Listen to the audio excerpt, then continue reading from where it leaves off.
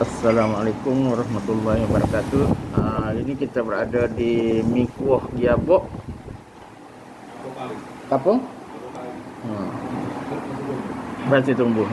Jadi kita nak membicarakan berkenaan dengan masa depan sastra di Kelantan kita dan juga di tanah air kita lah. Jadi kita tanya macam mana masa depan, adakah masa depan sastra kita ni akan lebih cemerlang ataupun akan semakin merudung dan akhirnya hanya berapa orang yang berada dalam dunia ni lah. Ini sastra ni. Sastra moden Jadi kita dapati berkait rapat dengan pendidikan itu sendiri dengan dunia pendidikan itu sendiri. Sastra dia sama-sama dengan aspek lain. Kalau kita tidak belajar, sastra itu akan hilang. Begitu juga dengan kawan-kawan lain.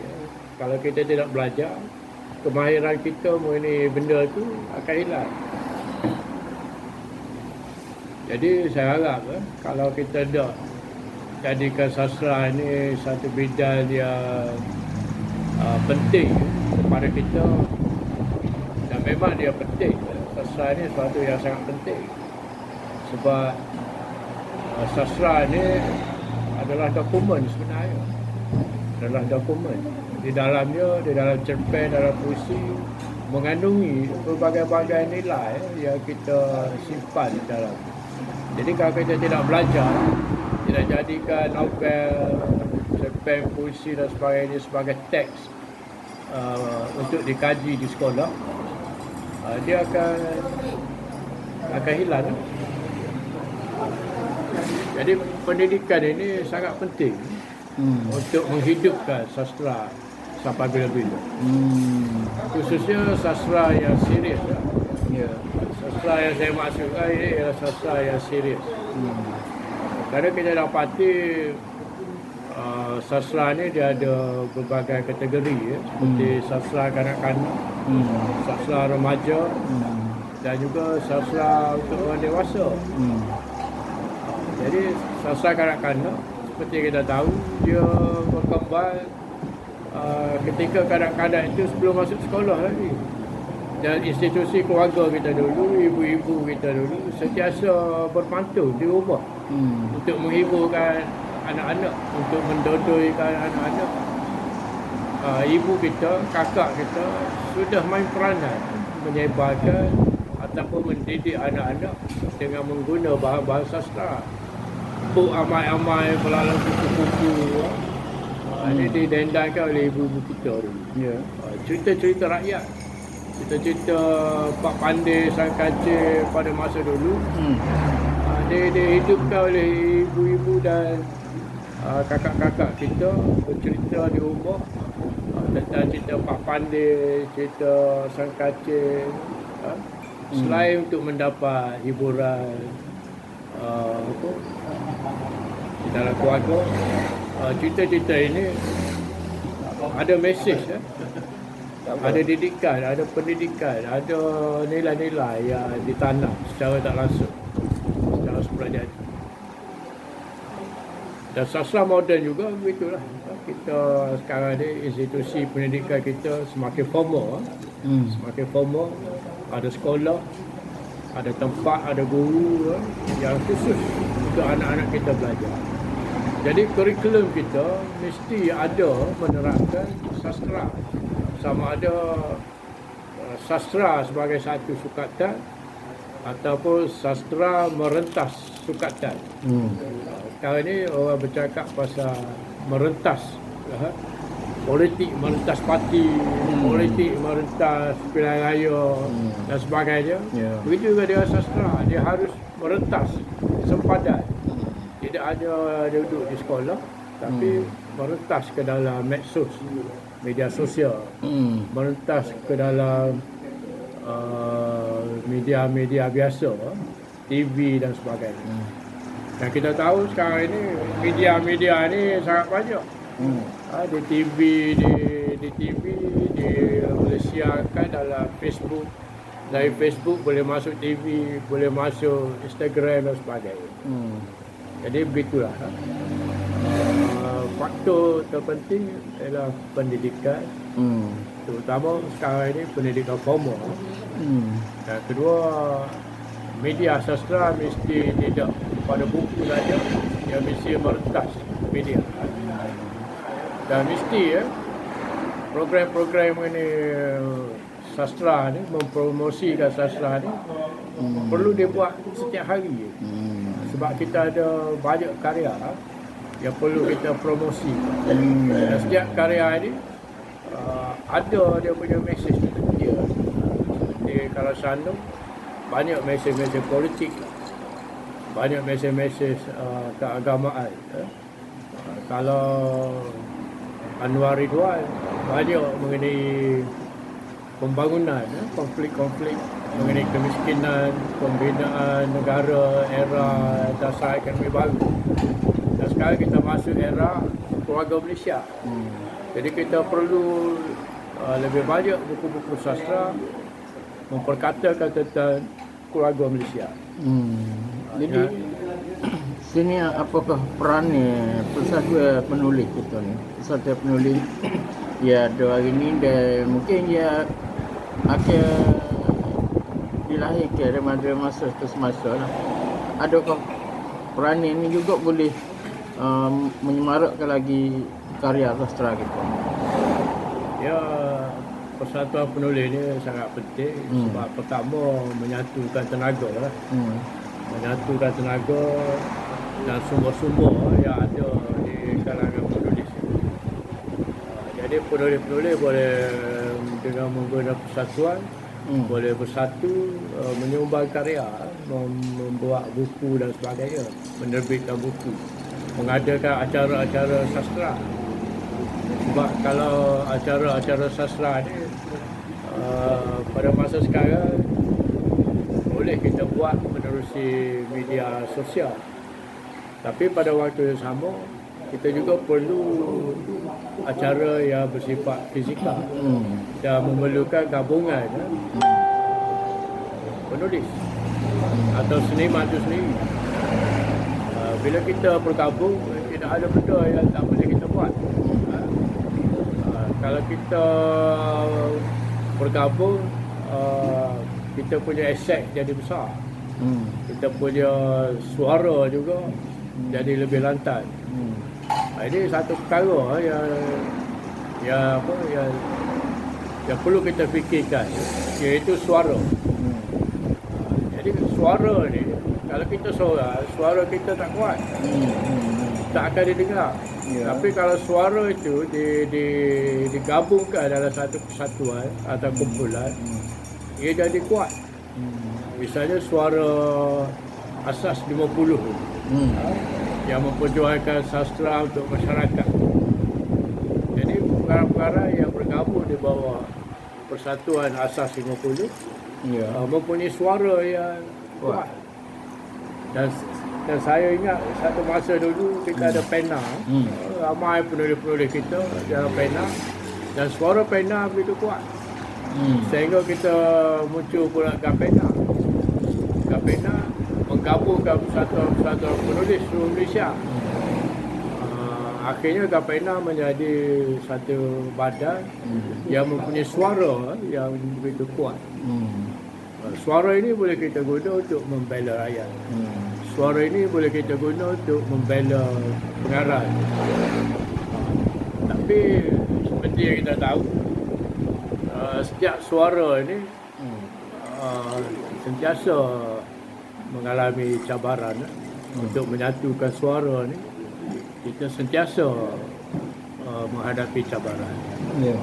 Jadi dengan kata lain, persatuan-persatuan ini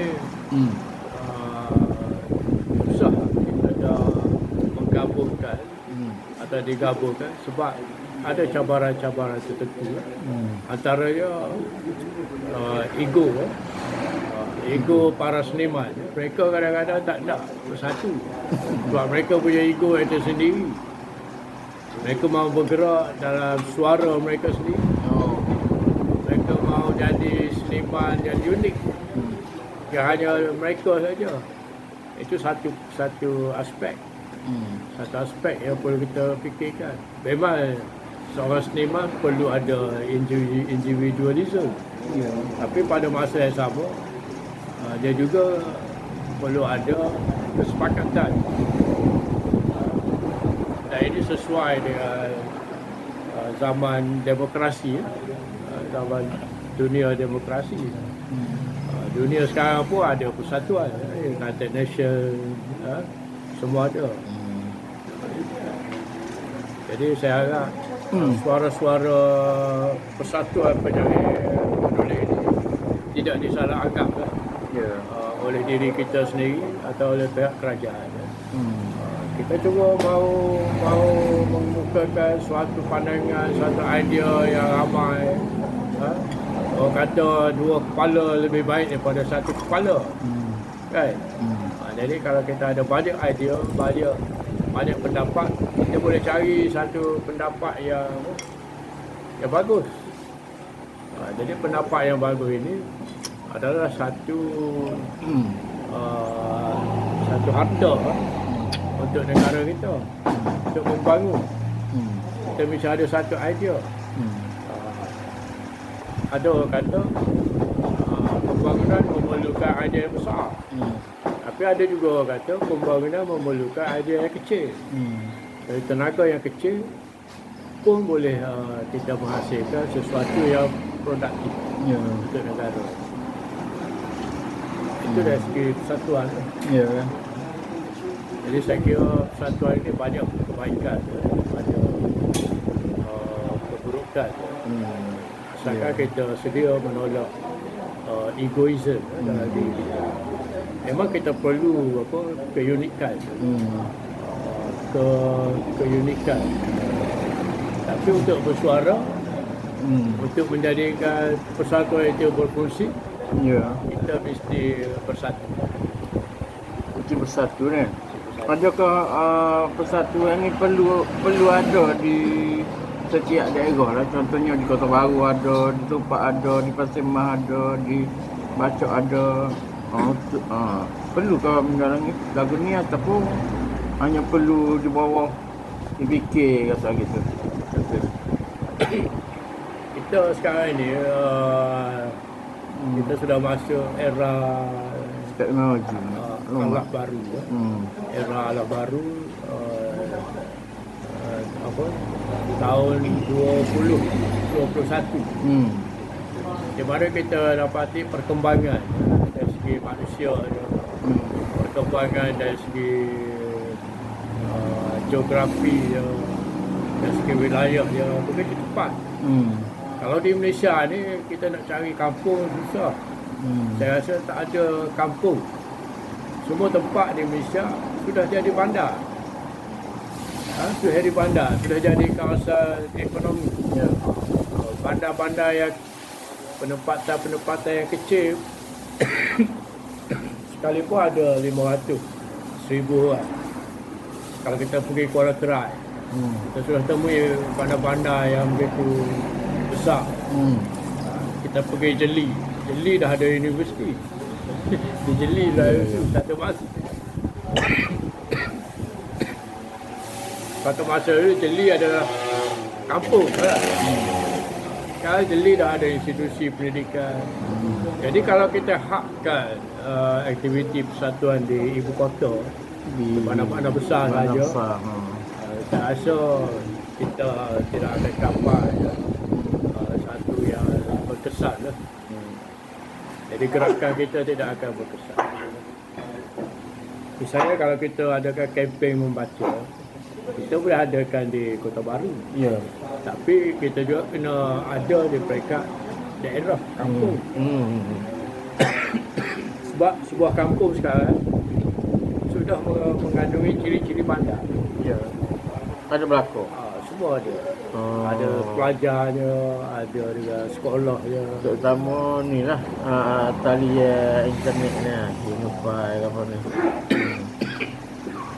Jadi kalau ada benda tu macam ada berapa lah?